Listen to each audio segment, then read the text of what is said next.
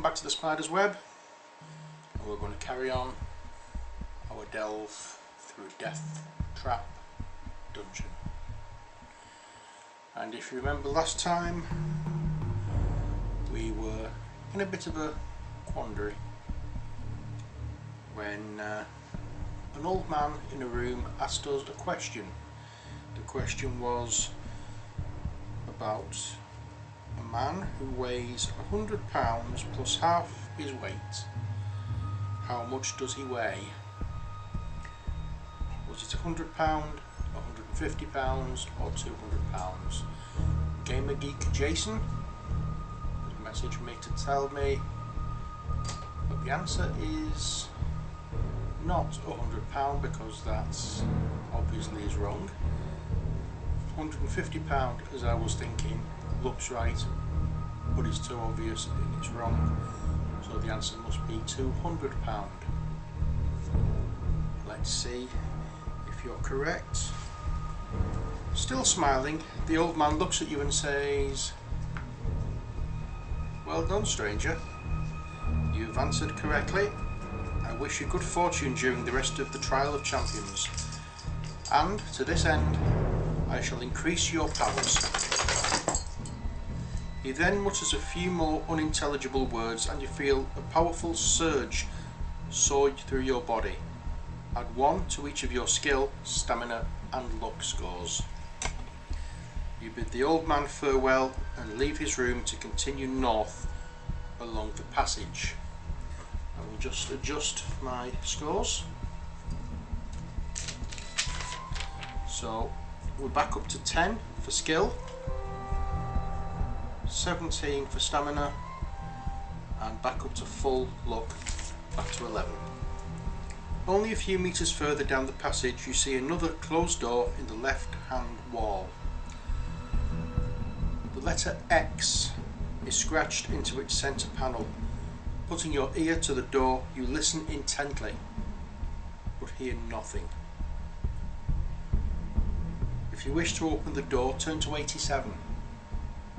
If you would rather keep walking north, turn to 217. Well, I'm not sure as to whether or not keep entering rooms is a good idea, but I won't find anything unless I don't explore. So let's go to number 87. The door opens into a large room. Turn to 381. You look around the room and see nothing of interest apart from an alcove in the west wall and a stone chair in the middle of the room. Sitting in the chair is the skeleton of an armed warrior, possibly a contestant from years gone by. The skeletal fingers of its right hand are gripped around a piece of parchment. If you wish to take the parchment from the skeleton, turn to 331. If you would rather walk over to the alcove, turn to 128. Okay, let's go. Let's try to take the parchment. Touching the parchment has precisely the effect you had feared. The skeleton lurches forward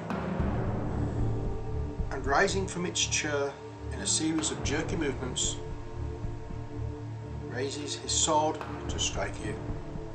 Lunging sideways, you draw your sword to defend yourself. So the skeleton warrior has a skill of 8 and a stamina of 6. Let's see how we do against him. Okay, so it's a skill of 8 and a stamina of 6. I'm using the blue dice for me again.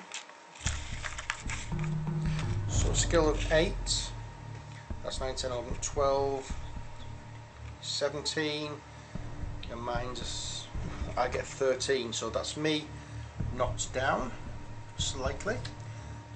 So that's 15 points to me, or 15 stamina down from 17, 19, sorry. No, sorry, 17. Okay, old gold is 16, and I get 17, so that's 2 off him, so that makes him 4. Let's go again.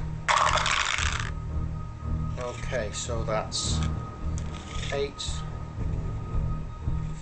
17, 16, so that's me down 2 again. So I'm down to 13. Oops. I'm going to re-roll all of those because one die got moved and I can't. Okay, so he got 12, 16, and I got 13. That's me down a bit more. I'm down to 11 now.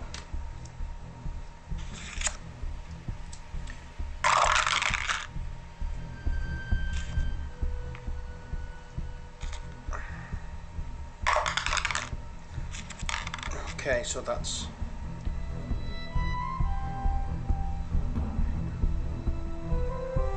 $16 to my 15. That's me down again, down to 9. I win that one, so he's down to 2.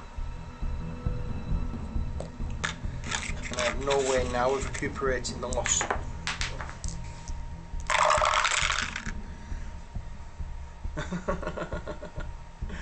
Oh dear, every time I've rolled double 4 near enough.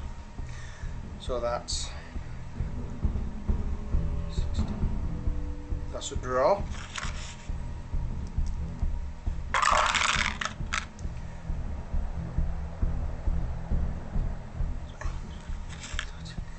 He's taken me down again. I'm now on 7.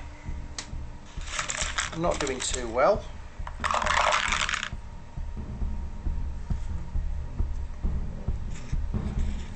I've won with that, so that's him beat. I don't need to roll again. He's got 8, 9, 10, 11, 12, 13, and I got 15 with that one. So that's that battle over and done with. Once again, you reach for the parchment, only this time it's lying amidst a pile of broken bones. Unfolding it, you see a map of a room with a drawing of a hideous creature inside it. Beneath the monster is a rhyme which reads, "Should you meet the manticore, of its tail beware. Shield yourself against the spikes, flying through the air." You fold up the piece of parchment and put it in your backpack. Repeating the rhyme over and over to yourself, you walk across to the alcove and turn to page 128. At the back of the alcove are some steps leading down into a cellar. The cellar ceiling is quite low and the floor is strewn with rubbish and debris. In the middle of the wall opposite is an archway which leads into another crystal lit tunnel. There are large mushrooms growing on the rubbish to your right. If you wish to step through the archway, turn to 35. If you wish to stop and eat some of the mushrooms, turn to 233. Ignoring the mushrooms, you continue down the tunnel, which heads west for several hundred meters, finally ending at some steps leading up to a closed trapdoor. You climb the steps slowly, hearing muffled voices above you, and in the dim light you can see that the trapdoor is not locked. If you wish to knock on the trapdoor, turn to 333. If you wish to burst through the trapdoor with your sword drawn, turn to 124.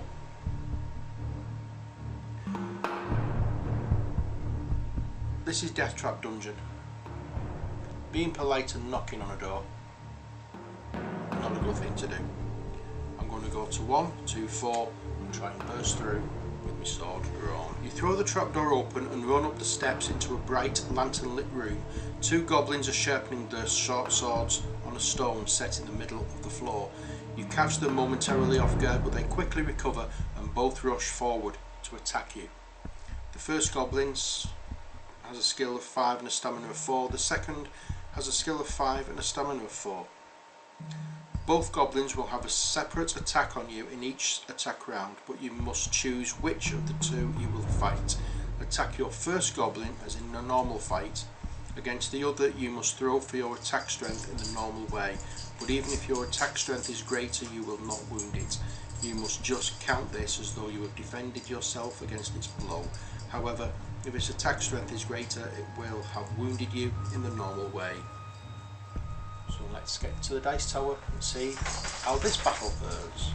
Okay, so we have two goblins, one with a skill of 5 and a stamina of 4, and the other with a skill of 5 and a stamina of 5. I'm going to keep attacking the goblin with the stamina of 4 until I've killed that one, and then I will attack the one with a stamina of 5.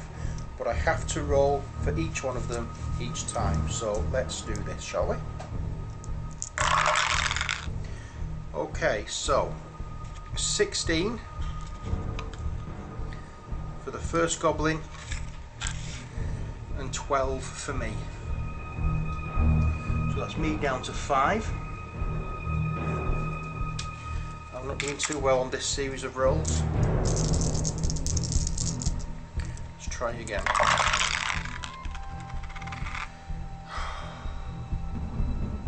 The second one's got me, so I'm now down to 3.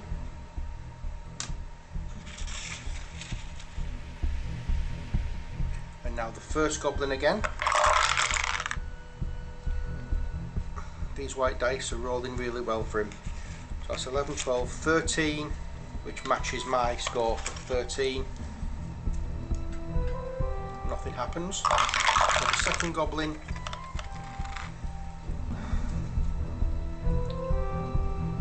I've beaten that one, but I can't do anything because that was the second one.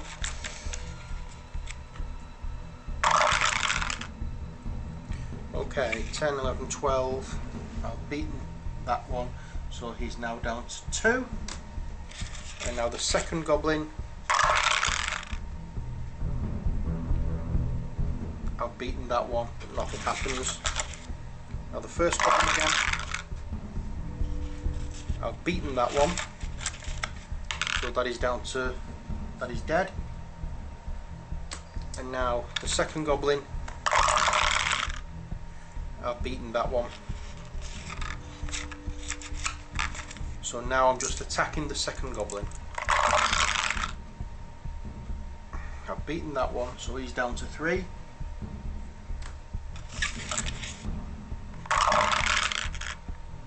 I've beaten him again, so he's down to 1.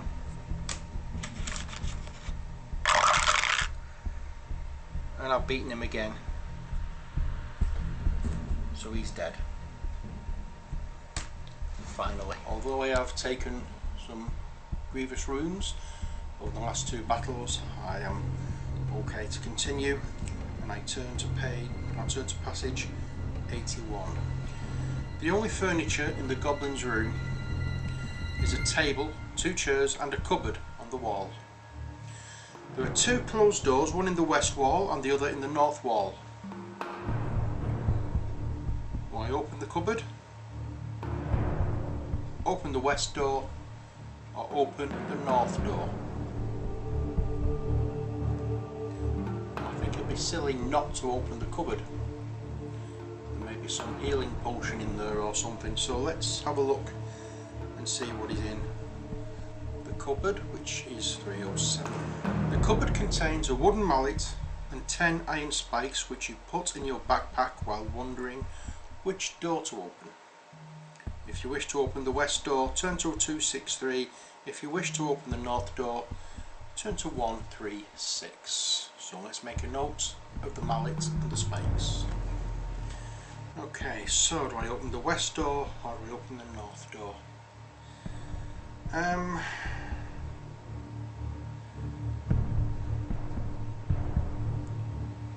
I'll go north. That's 136. The door opens into another tunnel, which rises gently into the distance.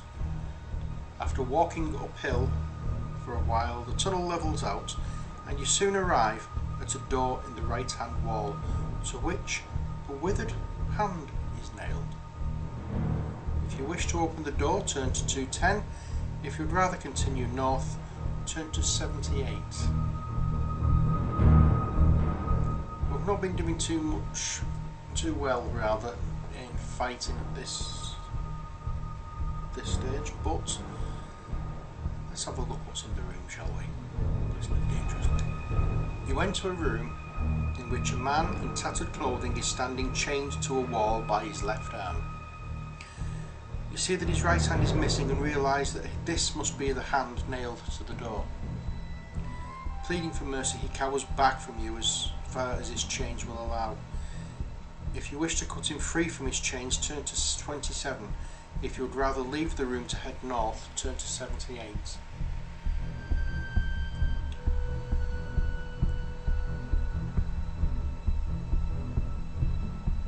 I'm not sure whether this is a good idea or not, but I'm going to try and cut him free. You step up to the frightened man and cleave the chain with your sword. He drops to his knees and bows, thanking you over and over again. He tells you that 4 years ago he entered the Trial of Champions but failed. He fell down a pit and had to be rescued by a trial master, one of Baron Succumvit's dungeon administrators. He was offered a choice between death or servitude in Deathtrap dungeon as the trial master's minion. Choosing the latter, he worked like a slave until he could stand it no longer and tried to escape. Alas, he was unsuccessful and was captured by the trial master's wandering orc guards. To teach him a lesson, they cut off his hand and condemned him to a year's imprisonment in this cell. You ask him whether he has any information that might be of use to you. He scratches his head. Well, I haven't exactly done very well in here myself, he says, but I do know that you need to collect gems and precious stones if you hope to get out. I don't know why, but there it is. So without another word, the ragged prisoner dashes out of the room, turning left into the tunnel. You decide to keep heading north and turn right into the tunnel. Turn to 78. There is an open pipe in the right hand wall about a metre in diameter. It's too dark to see far down it. You shout into it and hear your voice echoing down the iron pipe until eventually the sound fades away. If you wish to crawl down the pipe, turn to 301. If you would rather continue north, turn to 142.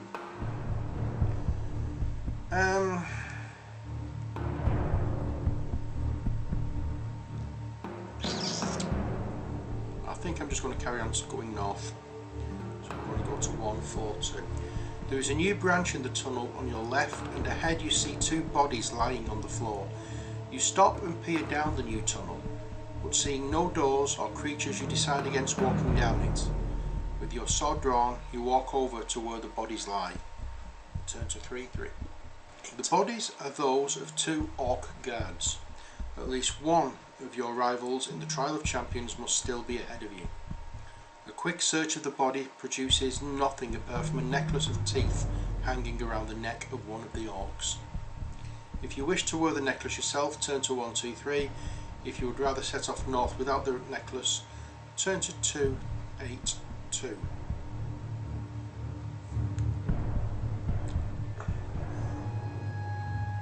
A necklace of teeth doesn't do anything for me, so I'm going to go to 282. Carry on walking down the tunnel. The tunnel soon ends at a junction. Standing there alone and wondering which way to go is one of your rivals. It's one of the barbarians. You call out to him, but at first he does not answer. He merely stirs at you coldly, his hands firmly gripping his axe. You walk up to him and ask which way he's heading. He grunts his reply, saying that he's going west, and you may go with him if you wish. If you would like to head west with the barbarian, turn to 22. If you would rather decline his offer and head east alone, turn to 386. Sorry, 388. I think it'd be nice to have the company. Might be wrong. Then again, I might be right. Although you are slightly uneasy in each other's company, Knowing that there can only be one winner in the Trial of Champions, you are both content to share in the benefits of a temporary alliance. You begin to tell each other of your exploits so far, of the monsters and traps encountered and the dangers overcome. Walking along, you soon come to the edge of a wide pit. It's too deep and dark to see the bottom. The barbarian offers to lower you to the bottom with his rope, saying he has a torch which he can light for you. Will you accept the barbarian's offer? Offer to lower him down if he is so eager to investigate the pit, or suggest that you both jump over the pit instead.